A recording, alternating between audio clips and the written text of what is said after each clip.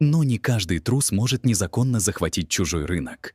Не каждый бесчестный человек может так легко конфисковать имущество конкурентов и раздать его жене, детям, зятю и дочерям. В Таджикистане полно таких трусливых, у которых нет такой возможности, иначе все бы грабили и грабили всех.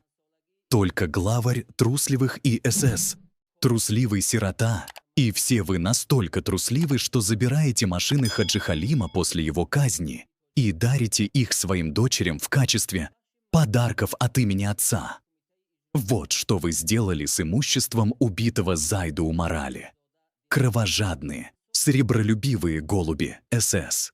Трусость. Ты тоже поросенок от той же свиньи верховного свиньи, чья дочь ездит на дохлой машине, а сын торгует в лавке мертвецов. Таджикский народ за всю свою долгую историю никогда не был падальщицким. Это вы, голуби Чингисхана, питаетесь падалью. Мелкие негодяи теперь спят, а великие негодяи бодрствуют и действуют.